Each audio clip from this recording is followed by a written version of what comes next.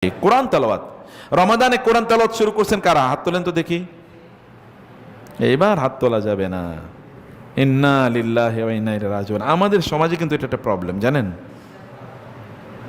এবং এই কারণে আমি কোরআনের ধরছি, কোরআনকে যতভাবে কাজ করা যায় আমি কোরআন নিয়ে ধরছি। কারণ আমাদের এই সমাজগুলোতে কোরআনের চর্চা খুবই কম।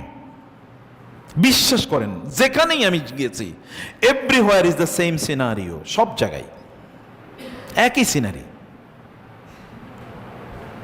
এবং এই কারণে কোরআনের মাল্টি ডাইমেনশন, বিভিন্ন ধরনের ডাইমেনশন আমি কোরআনের কাজ করতেছি।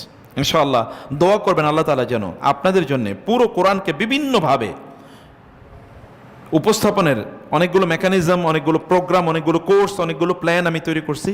এগুলো কাজ করা শুরু করে দিয়েছি যেন এগুলো আপনারা ফ্রি অ্যাভেলেবল পান। যেমন ইউটিউবে কিন্তু আমাদের প্রচুর পরিমাণ কোরআনের উপর লেকচার আছে, শোনেন না? ইউটিউবে এমনি কোরআনের উপর প্রচুর পরিমাণ ক্লাস আছে, এগুলো শুনেন। কোরআন ছাড়া কোনো উপায় নাই।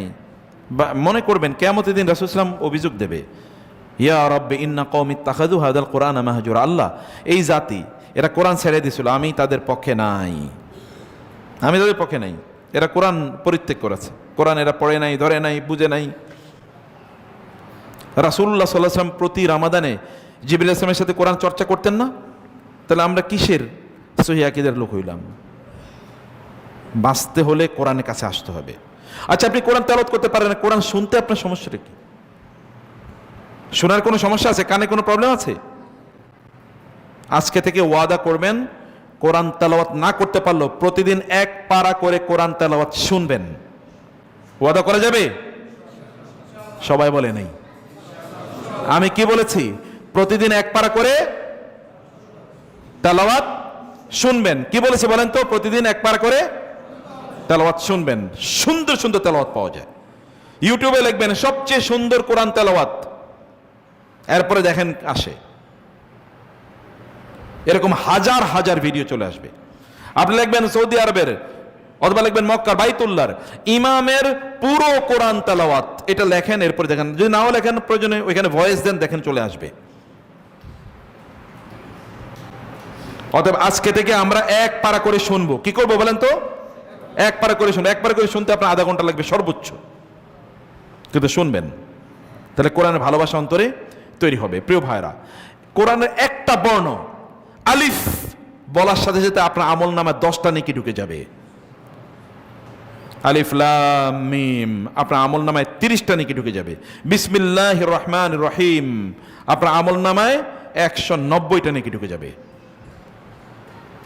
কত সিম্পল কাজ, একটা আমল। জানেন, আপনি আজকে হয়তো বা মনে করছেন একটা সওয়াব, একটা, এটা কি আর? কিয়ামতের দিন গিয়ে দেখবেন ওই একটা সওয়াবের কারণে আপনি আটকে গেছেন, অথবা ওই একটা সওয়াবের কারণে আল্লাহ বলেন যাও তোমার আমি মাফ করে দিলাম, জান্নাতে তোমাকে স্থান দিয়ে দিলাম। এগুলোকে ছোট করার, ছোট মনে করার কোনো কারণ নাই। কোনোভাবে এগুলোকে ছোট মনে করবেন না। এগেইন, কোরআন তেলাওয়াতের ব্যাপারে রাসূলুল্লাহ সাল্লাল্লাহু আলাইহি ওয়াসাল্লাম বলেছেন, আপনি পারেন না পুরো কোরআন আপনি খতম করতে পারেন না, কুল হুয়াল্লাহু কি পারেন না আপনারা? আচ্ছা, কুল হুয়াল্লাহ যারা পারেন না, এরকম কেউ আছেন নাকি? কুল হুয়াল্লাহু আহাদ প্রতিদিন কেউ যদি 3 বার কুল হুয়াল্লাহ পড়ে, তাইলে পুরো কোরআন খতমের সওয়াব পেয়ে যাবে না? কোরআনে রাসূল সাল্লাল্লাহু আলাইহি ওয়াসাল্লাম বলেছেন কুল হুয়াল্লাহ কিসের? তাআদিলু সুলুসাল কোরআন, কোরআনের 1/3। 3 বার কুল হুয়াল্লাহ পড়লে তো পুরো কোরআন পড়ার সওয়াব পেয়ে যায়। কমপক্ষে এটা করবেন, কমপক্ষে এটা করবেন। আপনারা জানেন ওই হাদিসে রাসূল সাল্লামের একজন সাহাবী প্রত্যেক নামাজে কুল হুয়াল্লাহ পড়ছে। রাসূলুল্লাহ সাল্লাল্লাহু আলাইহি ওয়াসাল্লাম তাকে জিজ্ঞেস করলেন, তুমি এটা কেন করছো? বলে, আমি এই সূরাটিকে খুব ভালোবাসি, কারণ এখানে আল্লাহর কথা বলা আছে। রাসূলুল্লাহ সাল্লাল্লাহু আলাইহি ওয়াসাল্লাম বললেন, কোরআনের এই সূরার প্রতি তোমার যে ভালোবাসা, এই ভালোবাসার কারণে আল্লাহ তাআলা তোমাকে জান্নাত দিয়ে দেবেন। শুধু সূরাতুল ইখলাস, কুল হুয়াল্লাহু আহাদ, 3 আয়াতের সবচেয়ে ছোট সূরার একটা। আল্লাহুস সামাদ লাম ইয়ালিদ ওয়া লাম ইয়াকুল, 4 আয়াত, 4 আয়াতের একটি সূরা। কিন্তু এটা আপনাদেরকে এতটুকু আপনারা করেন। অন্য একটা সহিহ হাদিসে এসেছে, আপনারা জানেন রাসূলুল্লাহ সাল্লাল্লাহু আলাইহি ওয়াসাল্লাম বলেছেন, কেউ যদি কুল হুয়াল্লাহু আহাদ 10 বার পড়ে, তাহলে আল্লাহ তাআলা জান্নাতে তার জন্য একটা রাজপ্রাসাদ তৈরি করে ফেলেন, বাইতান ফিল জান্নাহ। প্রতিদিন আপনার পক্ষে কি প্রতিদিন একটা করে বিল্ডিং বানানো সম্ভব? পৃথিবীর এমন কোন টেকনোলজি বাইরে হয়েছে যেই টেকনোলজির কারণে প্রতিদিন একটা করে কেউ বিল্ডিং বানাতে পারবে? গোটা পৃথিবীতে এমন টেকনোলজি কোথাও তৈরি হয় নাই।